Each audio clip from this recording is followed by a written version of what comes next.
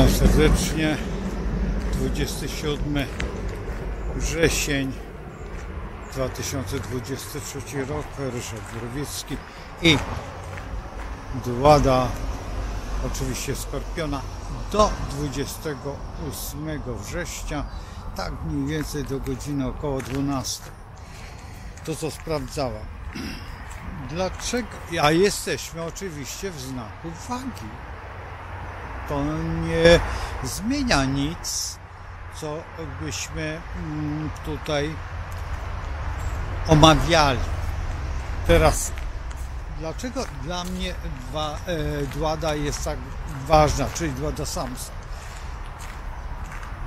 Ponieważ ona wyznacza pewne kierunki, które mogę się spodziewać w działaniu. Teraz to, co wczoraj Państwo słuchali czy oglądali, to wyprzedzam i cofam. Co znaczy wyprzedzam? Wyprzedzam to znaczy ta Dłada Samsa, która będzie, czyli Strzelca, i ta Dłada Samsa, która była, wagi. Dlaczego tak jest w społeczeństwie, znaczy dokładnie nie w społeczeństwie, tylko w wiadomościach? Ponieważ nie wiemy natychmiast, co się dzieje. Nie wiemy, czy w tej chwili akurat te wydarzenia są ze Skorpiona. Dlaczego wchodzę w wydarzenia na przykład Strzelca? Dlatego, że dokładnie mówimy o Słońcu.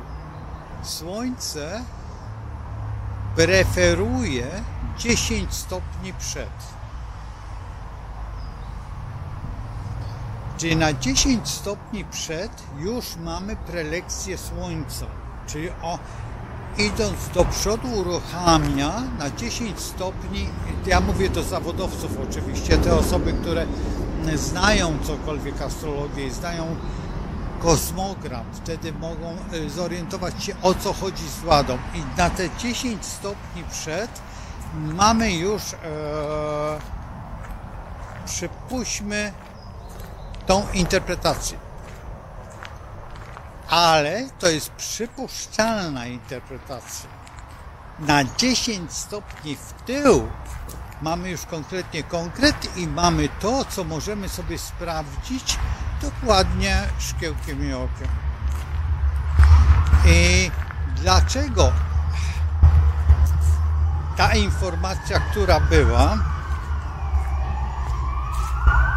ciekaw jestem, czy policja, oczywiście, że policja, ja nie wiem, czy oni muszą tak mocno wrzeszczeć, wystarczy jeden i ostatni, a nie muszą wszystkie trzy, ale to taka, to jest, krótko mówiąc, jak ja to tłumaczę, to rosyjscy generałowie tak ich nauczyli, bo gdyby byli to jacyś normalni z kultury, to by pierwszy i ostatni. Jakby tak przyjechali gdzieś w kraju cywilizowanym, to wtedy by wylecieli z tej policji. A my dzisiaj już zaczynamy po prostu też wprowadzać to. Pamiętajcie o tym, że policja jest po znaku raka, ale działania jej są skorpioniaste. I powinniśmy pamiętać o tym, że jeżeli jest skorpion, i każdy policjant powinien pamiętać, że skorpion ochrania. A oni zapominają, że ochraniają. I to jest właśnie ten konflikt. Ja kiedyś zrobię mandale policji, bo to jest bardzo ważne, dlatego że jesteśmy, ale kiedyś. Ja działam. Teraz tak, dlaczego Dłada Samse, wracamy do tego punktu wyjścia mojego. Dlaczego Dłada Samse są tak bardzo istotne? Dlatego, że po nich możemy się spodziewać, jak zareagujemy. Jak wygląda to wszystko. To nie jest takie proste, że Dłada Samsa tylko istnieje jedna. Nie, Dłada Sams musimy brać pod uwagę 3 Dłada Samsa. Czyli tą tej, która była, ta, która jest i ta, która będzie. I w ten sposób otrzymujemy, no co tu ukrywać, ale 7,5 stopnia. I w tych 7,5 stopniach, teraz jak mówiłem o 10 stopniach, to mówię, że działa Słońce, ale to już trzeba umieć interpretować, bo jeżeli ktoś zacznie z młodych interpretować na 10 stopni, to może się ośmieszyć, dlatego ja się śmieję z tych w założeniu jasnowidzów. Musiałem na chwilę przerwać ten temat i zastanowić się nad taką sytuacją, jak wytłumaczyć Państwu różnicę pomiędzy astrologią a przypuśćmy jasnowidzem, tak? Osobami jasnowidzami. Jasnowidz postępuje na zasadzie neptunicznej. My na zasadzie uranicznej. Neptuniczna zasada jest dosyć trudną zasadą, bo ona jest z zasady ofiary. Z kolei uraniczna jest na zasadzie przypadku. I teraz co mamy wykonać? Czy bardziej rządzić będzie przypadek, czy fantazja? Możemy zrobić kilka wersji, które należą do Urana. Możemy zbudować tą rzeczywistość, która należy do świadomości. I teraz świadomość realizuje projekt. Jeżeli ten projekt mamy, to w rzeczywistości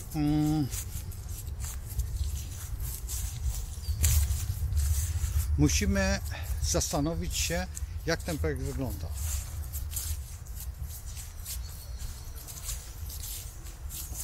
I to jest najważniejsze w tym wszystkim. Ten projekt, który jest budowany przez jasnowidza,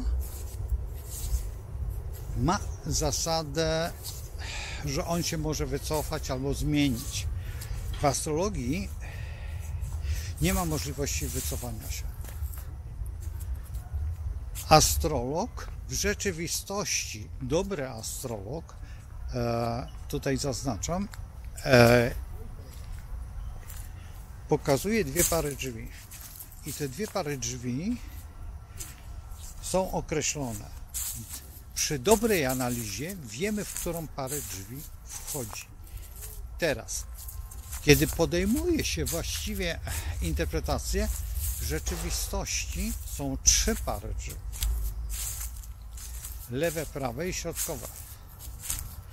Można nic nie zrobić i zostać przy drzwiach tych na wprost, czyli środkowych. Ale kiedy popełni się błąd, idzie się w te lewe. Jeżeli się nie popełnia błędu, idzie się w prawe drzwi i otrzymuje się nagrodę. Teraz zastanówcie się, czy to jest prawda. To nie jest prawda. Muszą być sprzyjające warunki po to, żeby odpowiednie drzwi wybrać. Czasami opłaca się wejść w te lewe, dlatego, żeby spróbować działań, przypuśćmy, w założeniu świadomych. Teraz Wam wytłumaczę, na czym to polega. Jeżeli mamy Dwada Samsa i mamy Dwada Samsa właśnie wagi, mamy Skorpiona i mamy Strzelca. Wchodząc w jakiś układ, waga wyczekuje, czyli już wiemy, o co chodzi. Skorpion atakuje. Strzelec myśli. Nie wiem, czy pojęliście w tym momencie różnicę tych drzwi, bo te drzwi są bardzo ewidentnym tematem. Bo temat prostych drzwi wchodzimy w Skorpiona, czyli wchodzimy automatycznie w atak. Jeżeli wchodzimy, przypuśćmy, w te lewe, no możemy źle zrozumieć. I teraz musimy wybrać w zależności od świadomego podejścia do astrologii. I teraz to jest właśnie ten, którego uczę. To jest bardzo poważny temat, bo potem uczniowi się wydaje za 2,5 dnia, czyli jutro, po 12 godzinie już zupełnie inaczej, inna sfera wchodzi w grę. Ale jesteśmy ciągle w tej wadze. Dlatego w tej chwili dowiadujecie się o rzeczach, które was emocjonalnie burzą. To, co mówiłem wczoraj o tej świadomej inteligencji i jak ona wpływa na nas, nie będąc realną. Ponieważ to człowiek buduje. I teraz zwróćcie uwagę, że jeżeli on będzie budować, przypuśćmy, w Strzelcu, co jest niemożliwe. Nie ma takiej możliwości. Gdyby doszedł do Strzelca, musiałby dojść do stopnia profesorskiego. Nie ma takiej możliwości. On jest na zasadzie, jak doszedł do stopnia bliźniąt, czyli po drugiej stronie. I teraz bliźnięta mają za zadanie zrobić, ale nie tłumaczyć, kiedy Strzelec tłumaczy. Więc teraz, jeżeli przyjdzie ta władza Strzelca, zobaczycie, jak wydarzenia nagle staną się bardziej jasne. Już w tej chwili zaczyna świat tłumaczyć, jak wygląda zewnętrze. Czyli jakie popełniliśmy błędy w tej historii, która była. Czyli powołujemy się na 3 lata wstecz, 2 lata wstecz, rok wstecz i wczoraj i to, co może być dzisiaj, czyli na te wszystkie pomysły pana o nieładnym nazwisku, tak żeśmy rozmawiali kiedyś o tych Niemcach. Bo ktoś powie, a to nieprawda, to nie byli Niemcy. Właśnie to byli Niemcy. I dzisiaj mamy, zwróćcie uwagę, jakie jest zasłonięcie tematu. Obecnie Niemcy wydali taki dekret o tej emeryturze, tak? I tam rozpoczęli. I oni będą teraz agresywnie przychodzić do nas, czyli Strzelce, emeryci, Strzelce, ci na wózkach, ci niepełnosprawni. Przypomnijcie sobie jedną rzecz, olimpiadę w Hiszpanii. Kto rozpoczynał? W Hiszpanii rozpoczęcie olimpiady było na tej zasadzie, że był wózek inwalidzki i na nim siedział sportowiec i z łuku strzelał do znicza. Co by było, jakby trafił albo nie trafił? Przecież strzała to jest strzała. Nie musi trafić. To jest ręka boska. Jowisz jest Bogiem całego panteonu zodiakalnego. I teraz wchodząc w ten układ, my tych emerytów przyjmiemy, bo u nas jest, przypuśćmy, taniej czy bezpieczniej. Nie wiem, i teraz będziemy mieć nagonkę tego całego stowarzyszenia. Byłych, no co tu ukrywać, ale wnuków czy synów tych, którzy zamordowali mojego dziadka. Nie wiem, czy pojmujecie, bo to jest bardzo ważna rzecz, że możemy im wytłumaczyć, na czym polega ich szlachetność I tym, dlaczego? Dlatego, że oni mają wpływ na swoich wnuków. Czy mają kontakt? Nie muszą mieć kontaktu. Wystarczy, że oni spojrzą i powiedzą: słuchaj, to jest porządny Polak. Ja mu zrobiłem krzywdę. Mój ojciec tutaj był. Tu były straszne rzeczy. I ja dzisiaj jestem wdzięczny Polakom za to, że oni wytłumaczyli mi, na czym polegał błąd, że myśmy przystąpili do faszyzmu, do Adolfa Hitlera, do tego Austriaka farbowanego, do tego i stworzył on SS. Najgorsza rzecz, jaka mogła być. I twój dziadek, twój pradziadek był. Ja jestem jego synem. I ja odpowiadam za to. Ty też odpowiadasz za to. I pamiętaj, szanuj Polaka. Bierz Polaka za wzór. A już najbardziej, kiedy to jest w założeniu Niemiec, który zginął w obozie koncentracyjnym. To jest dopiero, który się przeciwstawił wtedy nazistom, Niemcom, hitlerowcom. I wtedy możemy dyskutować.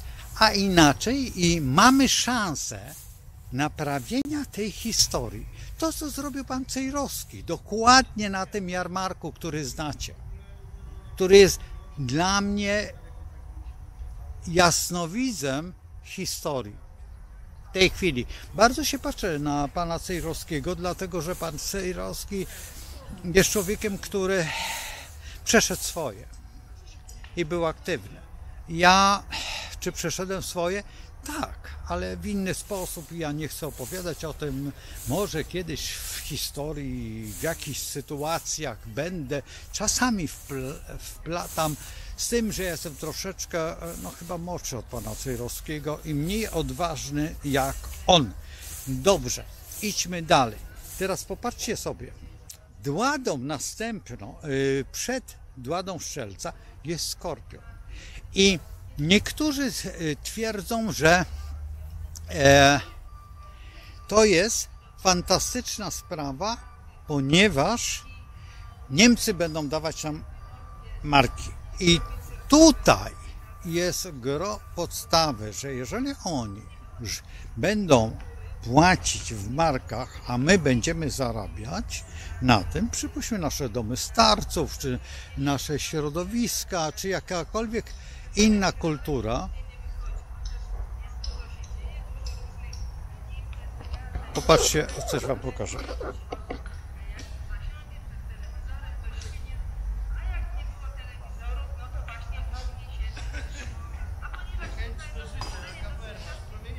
To idą emeryci z panią, która opowiada, co tutaj było.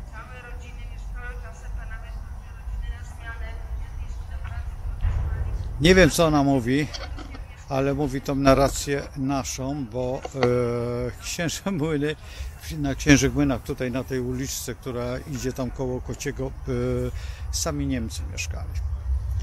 Tutaj było zoo, tutaj była ta jadłodajnia i gdzieś było kino, tylko nie wiem, gdzie było kino i taki ala teatrzyk. Było takie coś i szkoła była. Ja kiedyś pokażę wam to wszystko po kolei, bo dzisiaj my wybielamy tutaj. To nie było miejsce tak za bardzo dla, przypuśćmy, Polaków. Nie.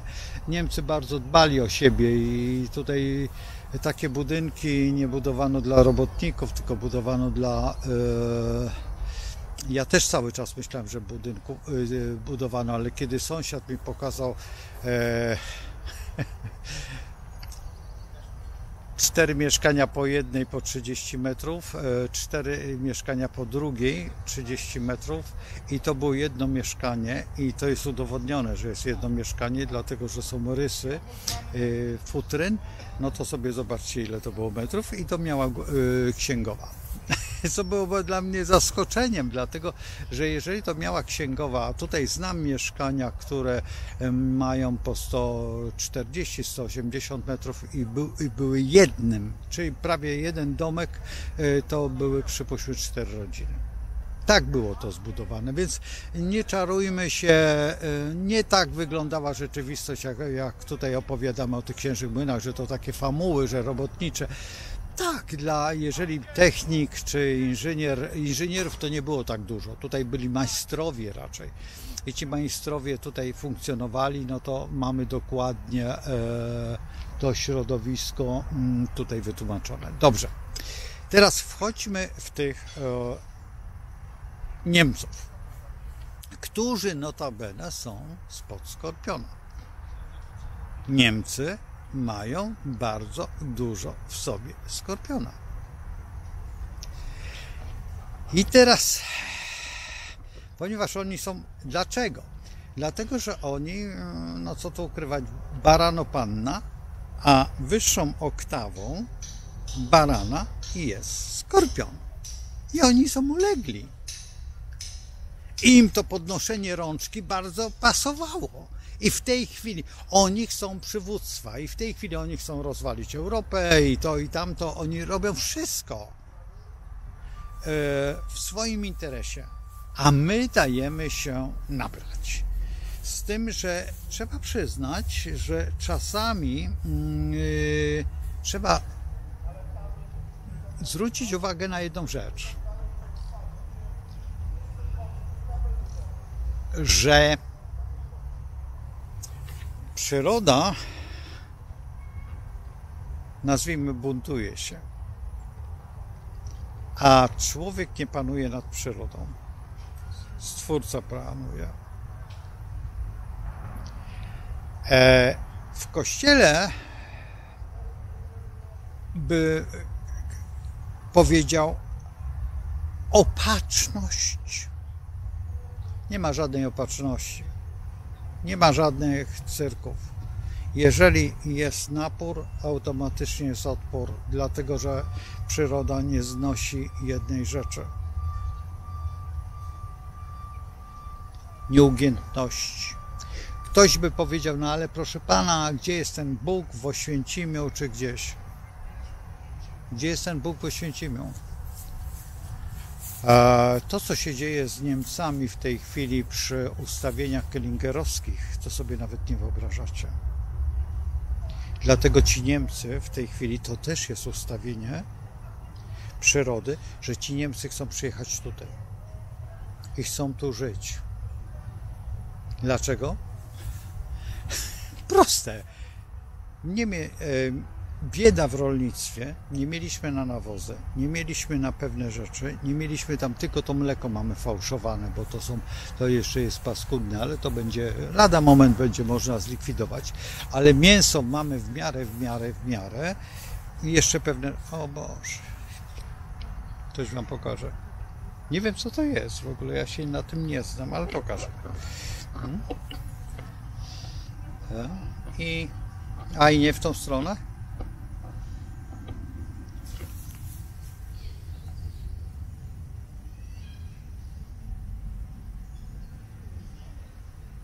I tam. Świetne. Także grzybki. Obejdziemy to, że... Nie wiem, czy to nie są taneczniczki, ale nie wiem, nie chcę ich dotykać. Nie, bo jeszcze się opaprzę i będę miał dłonia, mogą być jakieś... Nie znam się, ale tak wyglądają jak taneczniczki. Zbierałem je na Łęgach, dokładnie w Paszczy Lwa, czyli dokładnie w Sieradzu. Dlaczego Paszcza Lwa? Kiedyś Wam wytłumaczę, a jak ci, którzy znają życiorys Pana w czarnych okularach, to niech go zobaczą, to będą wiedzieć, a jak ci, którzy byli w Czerwonej Armii, w tej komunistycznej, to niech sobie przypomną, gdzie jeździli na szkolenia. I też sobie świetnie przypomną. To bardzo dziwne miejsce. Ktoś powie, to twoi rodzice jeździli tam na szkolenia. Nie. To zupełnie inna historia. Ale o tym też kiedyś, to jest właśnie ten życiorys, którego nie lubię wyjawiać, bo jak wyjawię, to jest nieciekawie. A kiedy i skąd wiem? Wiecie, o co chodzi, bo Idąc drogą spotykam różne szablony życia, czyli drogowskazy. I te drogowskazy kierują mnie w taki sposób, jaki ja bym chciał, a nie jaki ktoś mnie ustawiał. A ponieważ jestem niepokornym dzieckiem historii, a pokornym dzieckiem Stwórcy, więc zostawiam to raczej jemu i on mi pokazuje te możliwości. I teraz wracając do tego Skorpiona. Jeżeli Skorpion jest wyższą oktawą Marsa, no to będzie wytłumaczenie proste. Dlatego też można by się zastanowić, dlaczego niemieccy uczeni, to co wczoraj żeśmy omawiali, pojechali do Stanów Zjednoczonych, czyli do Strzelca. Macie dokładnie wszystko wytłumaczone. Astrologia jest przepiękna, tylko trzeba ją umieć interpretować, trzeba ją umieć i teraz będziemy omawiać od jutra, od popołudnia Strzelca. I Strzelec ma zupełnie inne zadania. I teraz Strzelec to pan von Braun? Ale dlaczego nie? Dlaczego to, że on się urodził w innym, ja nawet nie znam kiedy daty jego urodzenia i tego kosmogramu, nie znam, ale wylądował w państwie Strzelca. I został wielkim naukowcem i wielkim tak, trajektorii lotu. Teraz, jeżeli idziemy tą drogą, to jeżeli bierzemy Jowisza, czyli 12 lat, ale możemy brać więcej, możemy brać, przypuśćmy, pierwsza 12 to baran, druga 12 to byk, trzecia 12 to bliźnięta. Czyli mamy 36 lat. Mówi wam coś? 33 lata, czyli wiek Chrystusowy. Pamiętajmy o tym, że jeszcze jest retrogradacja. A więc możemy się zmieścić w 33 latach wieku Chrystusowym. Retrogradacja to jest to cofanie planet, jakby ktoś tam nie rozumiał, o co chodzi, czyli zmniejszanie jednostek czasowych ku utrudnieniu YouTube'owi. To co się mnie... nie powiedziałem, słuchajcie, otrzymałem ostatnio, że z wielką radością YouTube mówi, że mój film jest odpowiedni dla reklam. Jak się cieszę po 10 dniach chyba, bo wczoraj przysłali jeden, a drugi, bo jak zrobiono ten, to i nacisnąłem ten do sprawdzenia. No więc wczoraj jeden film, dzisiaj znaczy nie dzisiaj, tylko to było przedwczoraj, a to wczoraj. No komedia, no po prostu wstyd numer 1. Ale co zauważyłem? Bardzo długo się wpisywał ten film wczorajszy, wyjątkowo, dlatego go tak późno puściłem. Słuchajcie, to jest po prostu niewiarygodne. On się wpisywał godzinę 70, godzina i 57 minut. Prawie 2 godziny. Tam było 100 ileś. Bo na początku pokazuje się chyba 100 ileś. Nie pamiętam, ale to jest jedno. A potem on się jeszcze tworzy. I już człowiek jest zadowolony, ale kiedy nie wyskoczy taka, ja to nazywam mordka, takie 3 i trzeba wybrać które, bo na niektórych się ma minę albo tam coś takiego, albo kupia jakieś, a kamera, to też jest metoda, ale to kiedyś wam opowiem. To Amerykanie robili takie, czy mówi się prawdę.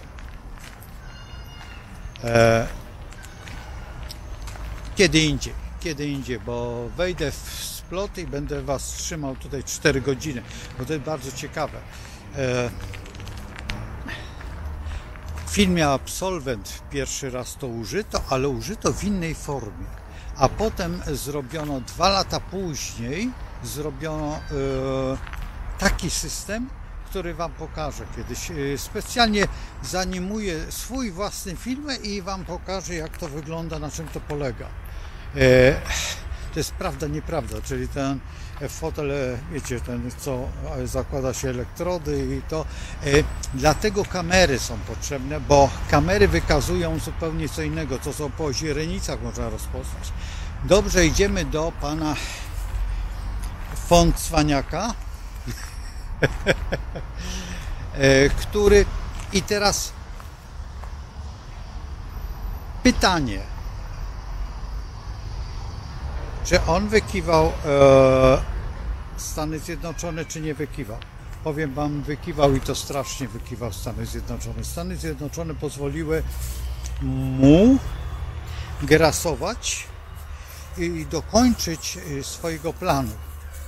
Ale tak szczerze mówiąc, prawie w 90% jestem pewien, że to, co się stało, kiedy Apollo okrążał Księżyc, to padły te słowa: oni już tam są.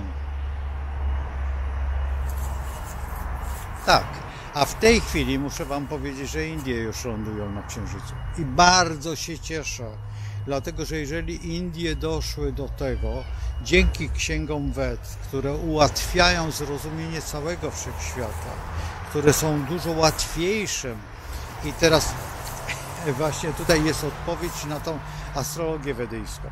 Jeżeli się nie jest Hindusem, nie siedzi się w tej astrologii, w tej kulturze wedyjskiej, a kultura wedyjska też nie jest w rzeczywistości dostępna dla wszystkich. To nie jest prawda, dlatego jest kastowość zrobiona i z tą kastowością łączy się to, że trzeba być w odpowiedniej kaście, żeby dowiedzieć się pewnych rzeczy. Ktoś powie: proszę pana, pan nie był nigdy w Indiach, pan nie wie w ogóle, jak Indie wyglądają w ogóle. Tylko ta sama kastowość jest w Wielkiej Brytanii. I teraz spójrzcie na żołnierza, a na oficera. A już jak chcecie, to spójrzcie w państwach anglosaskich na żołnierza i na oficera. Co żołnierz nosi, a co nosi oficer na głowie?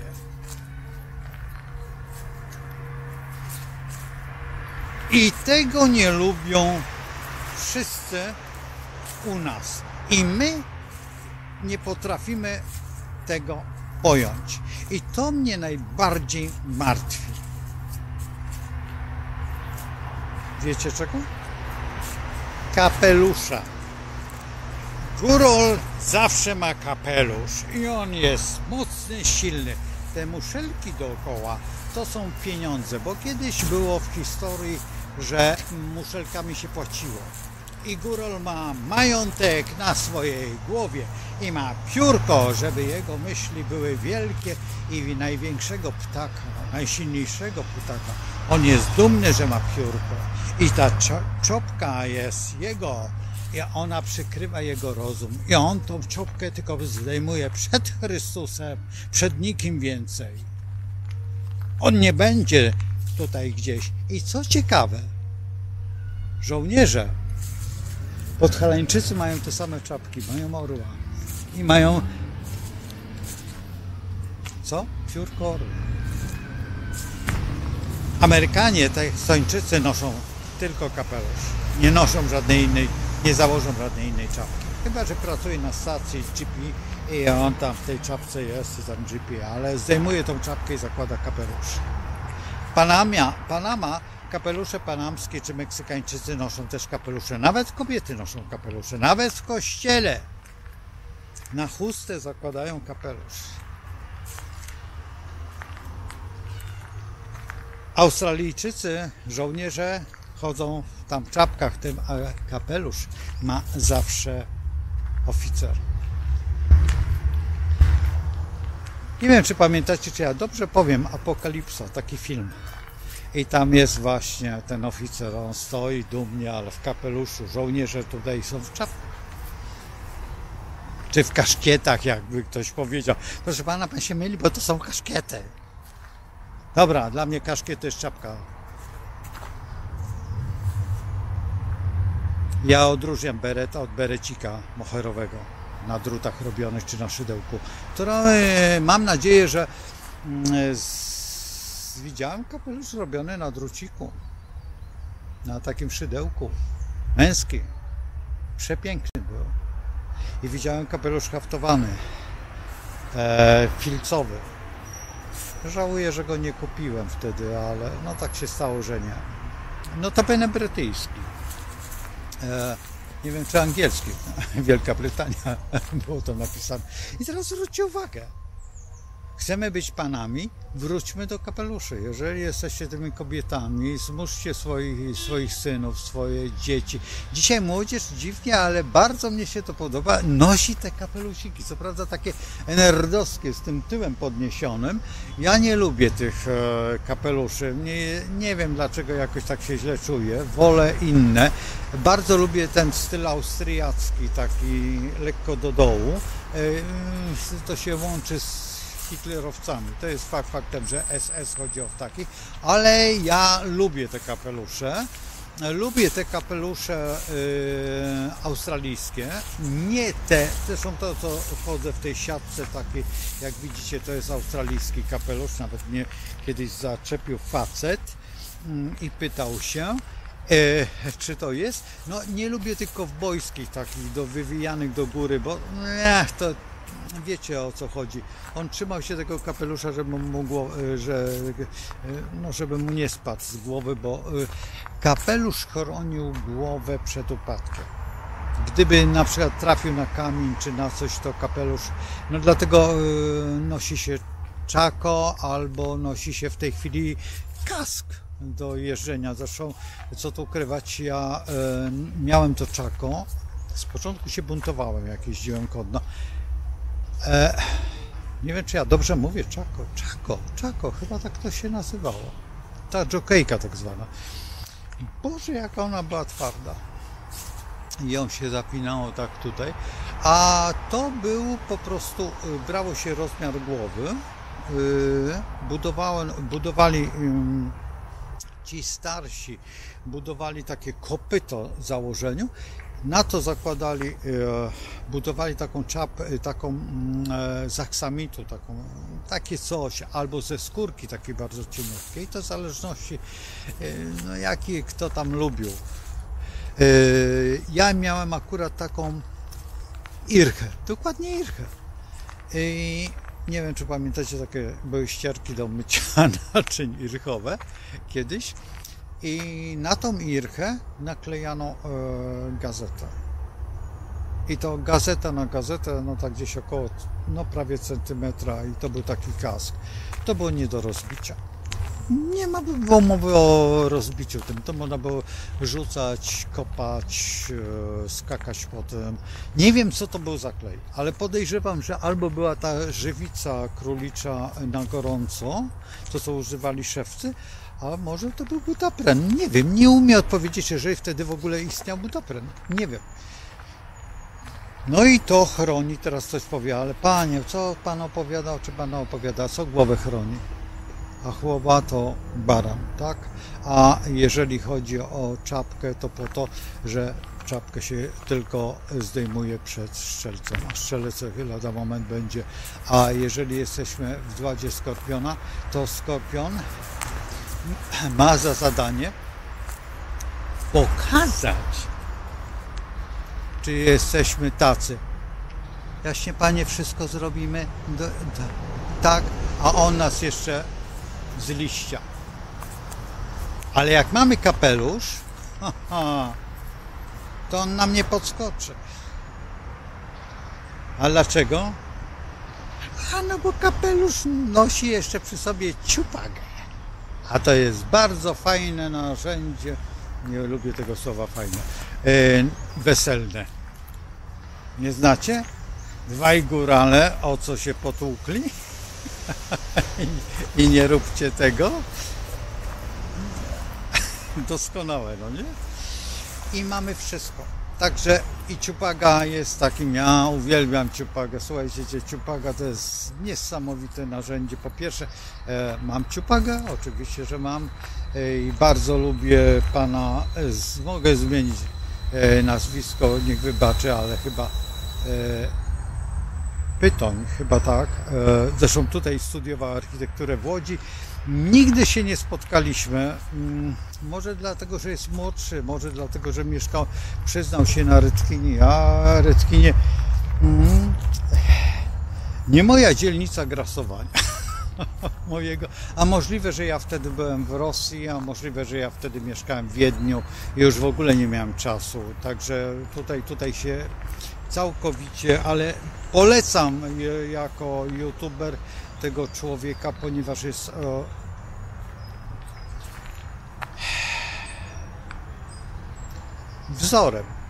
wzorem. Bardzo ładnie się wypowiedział o tym góralu, który przystąpił do tej armii niemieckiej. Bardzo ładnie powiedział na ten temat i mnie się to podoba i wcale nie ukrywa tego, tak jak niektórzy ukrywają. To tak a propos pana, który jest Kaszubem i który tak omija temat. A tu nie ma co omijać tematu. Albo się mówi jasno i koniec. To jest wstyd omijać temat. Dlaczego się wstydzić? Czego? Ale w pewnym momencie zobowiązuje to do pewnych działań. I te działania właśnie się pokażą w tym strzelcu. To, co już mówię. A Skorpion w tej chwili wyciągnie jak skorka przez te 2,5, właściwie nie 2,5, bo my się dowiemy za 10, mniej więcej za 10 dni, co Skorpion zrobił. Dlaczego? No dlatego, że to, co wam opowiadałem w którymś w tym filmie, jak Australia, dlaczego Australia jest tym punktem ćwiczeń, wszelkich działań w tej chwili tych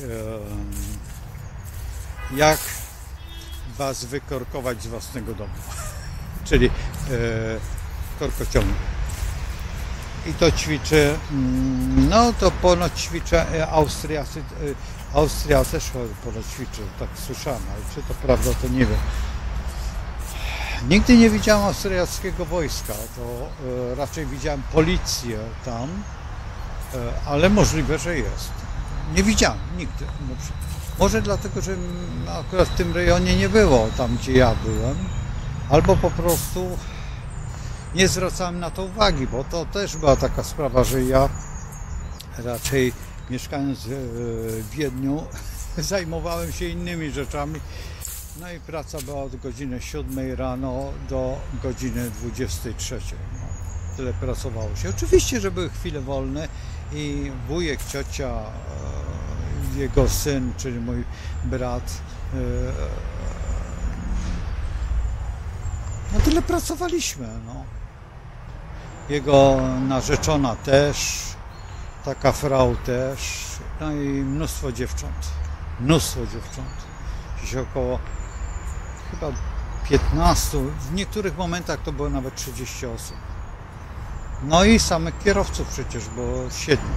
Nawet jeden z kierowców tutaj był z miasta Łodzi, bo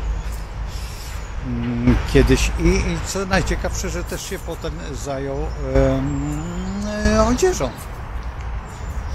I to było miłe. Bo jednak czegoś się nauczył i współpracował. Zresztą ja za namową jego wyjechałem właściwie do Austrii. Mówi, a dlaczego nie jechać? Mówi, tam zawsze będziesz miał dobrze. No i faktycznie, że to, co przeżyłem tam i tego, czego się nauczyłem, dało mi bardzo dużo. A Skorpion jest, ta faza Skorpiona jest psychologiem i otwiera dużo nowych treści, które musimy poznać. A te nowe treści są dla nas korkociągiem intelektualnym. No po prostu otwiera nam nagle butelkę Pandory i mamy szalone myśli. Taka jest prawda, ponieważ szprycen, który się ciągle pociąga, a można przelać szprycen i zapomnieć, że się nie dolało wody. I jest to wino austriackie i daje czadu. A pamiętajmy o tym, że skorpion to są używki. To też trzeba pamiętać o tym. Nie tylko medycyna, ale i także ten stan pomiędzy, no wiecie, agonalny, tak? Czyli jak to jest? Drogę, panowie, tam tak, nieco zdrowie, ale no to jedna piosenka, druga taka w Polskę idziemy, tak, ale nie pamiętam dalej słów, ale wy już wiecie, o co chodzi. I mamy taki aplauz przyjemności i radości tutaj picia trunków sfermentowanych. Oczywiście polecam kumys.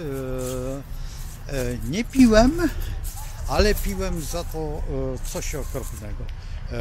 Wódkę z jaszczurką, wódkę z jakimś wężem, nie wiem czy to kobra czy nie kobra, i ze skorpionem. Dlaczego? Wtedy właśnie, ale ta wódka ze skorpionem, no, robi wrażenie tylko wtedy, kiedy wie się, że jest, tam pływa taki nieborak, który został, nie wiem czy żywcem, czy nie żywcem, czy on też po prostu, wiem o tym tylko jedno, że jeżeli chcemy uśpić ryby, to dolejmy troszeczkę alkoholu i ryby po prostu usypiają się. Dlaczego? Nie wiem, tylko wiem jedno, że tak się robi. Do badań, jeżeli się bada tam serce ryby, czy tam coś, czy nie wiem, tak się robi. Także słuchajcie, ja już kończę, bo obszedłem parki, chyba tych wiadomości skorpioniastych wam starczy. Jutro już będą prawdopodobnie strzelcowate, po to, żeby wam wytłumaczyć pewien system analizy i bład, bo to co widzę i to co oglądam tutaj w tym świecie dład, bardzo dużo osób się wypowiada na ten temat. Czy identycznie, nie wiem, mnie to nie interesuje. Ja stosuję tak dłady i uczę tak dład, także jak będziecie moimi uczniami, musicie się na to przygotować, że z tego będę was wałkował. I radzę po prostu poznać dokładnie mitologię, dlatego że mitologia dużo ułatwia w myśleniu, także jak chcecie być moimi uczniami, to mitologia przede wszystkim. No i Homo Zodiacus numer 1, to dlatego, że Skorpion i z tej psychologii korzystam. No i co tu ukrywać, jeżeli możecie, to Carla Gustawa Junga. No jeżeli możecie. Bo wtedy wam to pozwoli wejść na najwyższy poziom, jaki jest astrologia.